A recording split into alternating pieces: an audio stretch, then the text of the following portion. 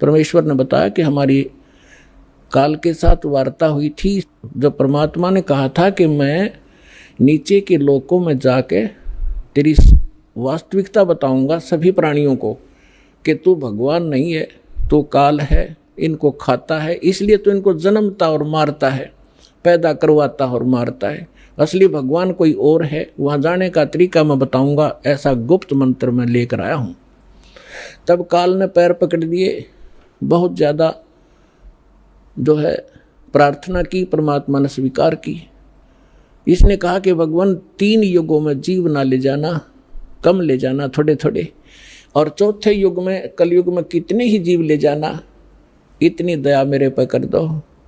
परमात्मा को भी पता था कि सतयुग त्रेता द्वापर में ये जीव गणे दुखी नहीं होते, और इनकी पूर्व जन्म की बैटरी चार्ज होती है, उसी से ये सुखी होते, और ये सोच रहे होते हैं हम राम और कृष्ण की भक्ति कर रहे हैं, शायद इसी से सुखी हैं, तो इसलिए ये मेरे ज्ञान को स्वीकार नहीं कर पाएंगे। मालिक को मालूम था, तो इसलिए मालिक ने कहा था परमात्मा ने कि भाई ठीक है, चौथा युग जब कलयुग आई तब हम अपना अंश पठाई और काल फंद छूटे नरलोई सकल सृष्टि परवानिक हुई। परमात्मा ने कहा था जब कलयुग के अंदर मैं अपना दास भेजूंगा और फिर ये काल के सब बंधन छूटेंगे और सारा विश्व मानव शरीरधारी प्राणी और साथ में जो मनुष्य जो पशु पक्षी हैं वो भी मनुष्य धारण करेंगे और वो सभी परमात्मा की भक्त नाम लेंगे। सकल सृष्टि परवानिक हुई, परवानिक माने विकसित होंगे।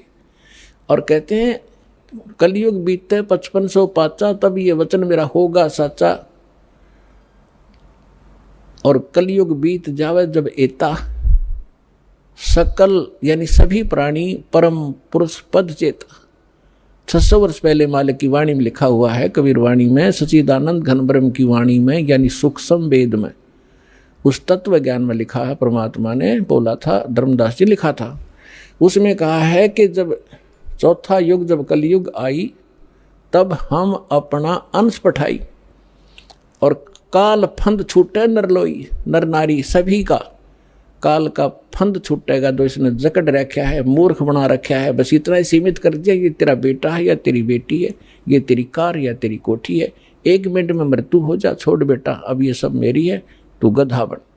तो यह भूल या हमारे साथ इसने धोखा कर रखा था, इस ज्ञान से अब हमें खूब समझ में आएगा और हमारे बच्चे भी सुरक्षित रहेंगे, हम भक्ति करेंगे। परमात्मा की शरण में आने से हमारे प्रारब्ध के जो पाप आने हैं, मृत्यु होनी या काल मृत्यु या कोई अन्य अंग भंग होना है, वो नहीं होगा ही।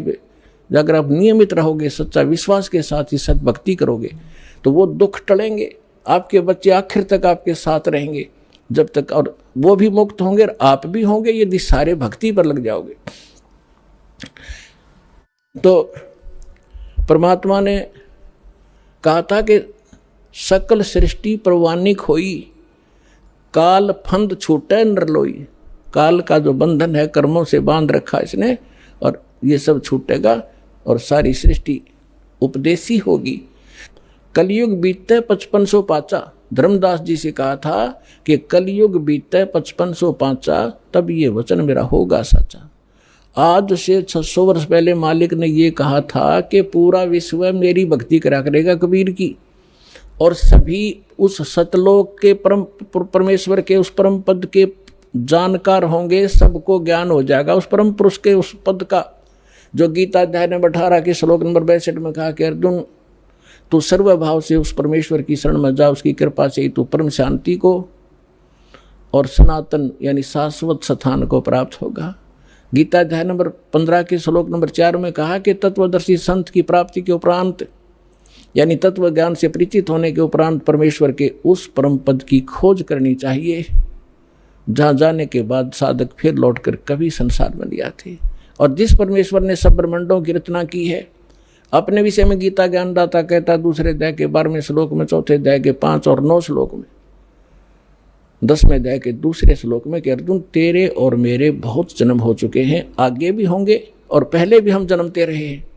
इसलिए वो कहता अर्जुन तू सर्वभाव से उस परमेश्वर की शरण में जा जिसकी कृपा से तू प्रभ शांति को और परमात्मा सनातन परम धाम को प्राप्त होगा। तो यहाँ बता रहे हैं परमेश्वर कि कलयुग बीत जावे जब एता 5500 वर्ष 5 वर्ष, और तब सकल प्राणी उस परम पुरुष के परम पद चेता, उस परमेश्वर के उस परम पद के सभी जानकार हो जाएंगे। कोई सतलोक है, सचखंड है, जहाँ हम रहते थे वहाँ जाना है, तो जहाँ आशा ताबासा हुई, मन कर्म वचन सुमरियो सोई। तो जो प्रसंग चल रहा है हम उसी पर आते हैं। अब आपके जो पूर्व जन्म के संस्कार हैं, उस कारण से आप भक्ति की चाह आप लिए हुए हो। दुर्भाग्य आपका कि उन लकड़ी संतों के पास पहुंच गए। तो परमात्मा ने कहा था कि जब कलयुग 5505 बीत जाएगा, उसमें सभी पंथ और सभी जितने भी मजहब अपना उनके धर्म गुरु, वर्तमान गुरु जो भी ज्ञान रखते हैं वो सब सुना चुके होंगे, उनकी बहुत बड़ी पुस्तकें बन चुकी होंगी। उसके बाद मेरा दास जाएगा और उन्हीं सदग्रंथों को, जिन सदग्रंथों पर प्रत्येक मानव आधारित है, जो भी जिस मजहब धर्म से संबंध रखता है, उन्हीं से यथार्थ ज्ञान उनके रूबरू करेगा।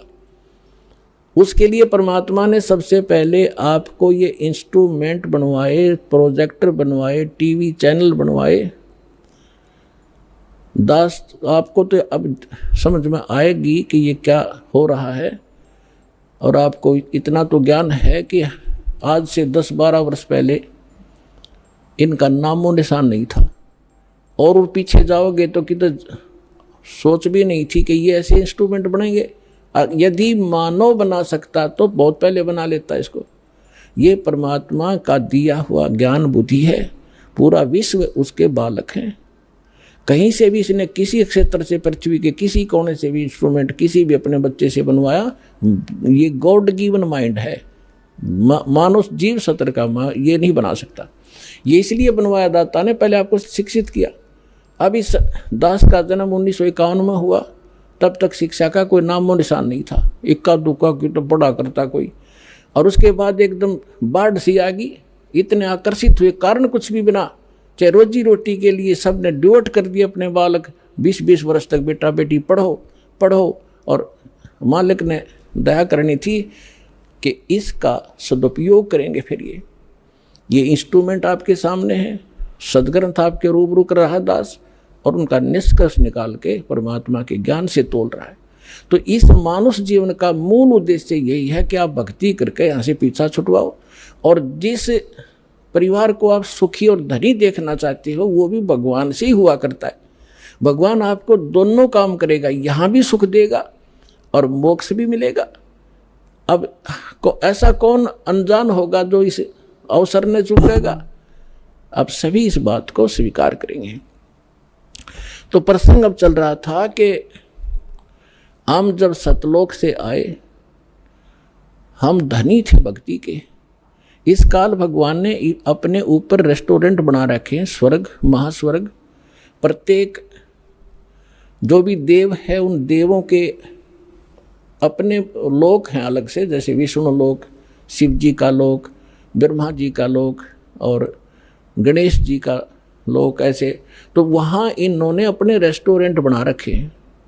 वहाँ जो विष्णु जी का पुजारी वहाँ जाएगा, उसने जितने पुण्य किए हैं, भक्ति की है भगवान की, तो उसका टैक्स लेगा वो उस रेस्टोरेंट में 10%, किसी ने 20% उसकी पुण्य कमाई से, और वहाँ सब सुविधाएं उनको देंगे जैसे होटल में होता है। पैसे उसी के होंगे, खर्च उसी, पुण्य उसी के होंगे। उन पुण्यों से भी 10-20% वो ये देवता हम आपसे टैक्स लिया करते हैं। और जब आपकी वहाँ पूंजी समाप्त हो जाएगी, पुण्य समाप्त होती है, आपको 84 लाख योनियों में गधे कुत्ते जो भी संस्कार वश है वहाँ भेज दिया जाएगा।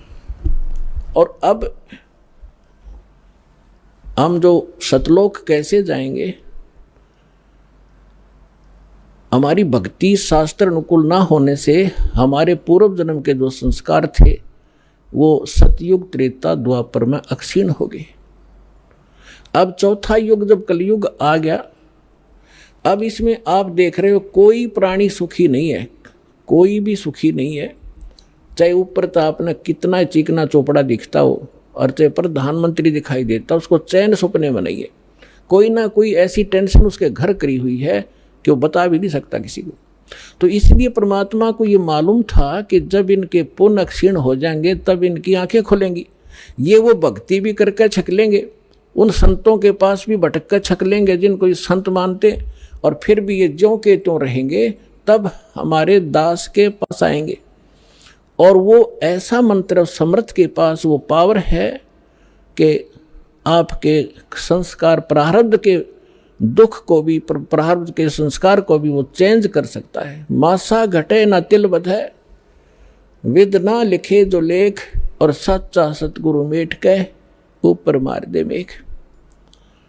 अब सतगुरु ना मिलने से भेड़ पूछ को पंडित पकड़े बादो नदी बिहंगा, गरीबदास वो भवजल डूबे जिनको नहीं साध सत्संगा। कबीर इस संसार को समझाऊं के बारे, ये पूछ पकड़ के भेड़ की और उतरा चावे पारे। साधना तो नकली कर रहे और इंतजार कर रहे सुख होने की और मोक्ष की। कहते हैं सन से शोक सराय में सुतक दिन राती, और जीवत जग में जूती पड़े फिर जम तोड़े छाती। सत साधना ना करने से हमेशा आपके संशय और शोक, ये दुख सदा बने रहेंगे, और जीवित जग में जूती पड़े यहाँ नरे कष्ट भोगोगे, और फिर जम तोड़े छाती, यम के दूत आगे फिर बहुत दुखी करेंगे जो सत साधना नहीं कर रहे। तो यहाँ क्या बताते हैं परमात्मा, फिर अब जो साधना आप कर रहे थे वो शास्त्र विरुद्ध थी, और जिन भगवानों पर आप सीमित थे वो भगवान कंप्लीट नहीं थे, वो स्वयं नाशवान है, उनकी जन्म मृत्यु होती है। लेकिन सतगुरु मिलने से तत्व ज्ञान का हमें प्रकाश होता है, उसके आधार से फिर हम अपने उस मार्ग पर चलते हैं। कबीर साहब कहते हैं पीछे लग गया जाऊं था मैं लोक वेद के साथ, रस्ते में सतगुरु मिल गए वो दीपक दे दिया हाथ। लोक वेद दंत कथा जैसा सुना सुनाए ज्ञान से हम साधना कर रहे थे, उसी के आधार से हम चल रहे थे। हम अपने ऊपर उदाहरण देकर हमें समझा रहे कि पीछे लग गया दाऊं था मैं लोक वेद के साथ, रस्ते में सतगुरु मिल गए और दीपक दे दिया हाथ। ये तत्व ज्ञान रूपी टॉर्च दे दी, लालटेन दे दी। अब इसकी रोशनी में हम गड्ढों में, बोझड़ों में, कांटों में नहीं जाएंगे, इसके प्रकाश से हम सुमार्ग पर चलकर मंजिल पर पहुंच जाएंगे। अब हम आते हैं जो आज प्रसंग शुरू किया था कि हम यहाँ किस लिए जन्मे हैं, हमारा उद्देश्य क्या है, हम क्यों जन्म मर रहे हैं। हम अपने बच्चों के लिए, अपनी संपत्ति के संग्रह करने के लिए सारा जीवन न्यौछावर कर देते हैं, और हमारे सामने या तो कोई बच्चे की मृत्यु हो जाती है या स्वयं ही हम चले जाते हैं। तो उस समय हमारी बुद्धि काम करने योग्य नहीं रहती, केवल हाहाकार, रोना पीटना, अब क्या होगा, बच्चों का क्या होगा, कहाँ जाऊंगा, तो इतनी सी बात समाई रह जाती है। तो यहाँ परमात्मा हमें याद दिलाते हैं कि अब आपको एक विकल्प दिया जा रहा है कि आप ये साधना करो जो शास्त्र अनुकूल है, और शास्त्र अनुकूल साधना इस दास के अतिरिक्त इस विश्व में नहीं है। कुछ दिनों में बुद्धिमान हो, आपके रूबरू सारा ज्ञान होगा। उन महापुरुषों का भी दास दिखाता है, साथ के साथ ये मंत्र बताते हैं, ये मंत्र बताते हैं, ये ज्ञान सुनाते हैं, और ये वास्तविक ज्ञान है, ये वास्तविक मंत्र है, ये हमारे सदग्रंथ प्रमाणित करते हैं। और ये उन्हीं महापुरुषों ने इन मंत्रों का जाप किया जिनको आप मोक्ष प्राप्त मानते हैं, उनके इतिहास से आपके रूबरू किया जाता है, जिससे एक इस उलझे हुए गुत्थी को समझाने के लिए एक पॉइंट के ऊपर ढेर सारे प्रमाण आपको दिखाने पड़ते हैं। जब पिछला रंग हटता है और तब जाकर यह ज्ञान ग्रहण होता है।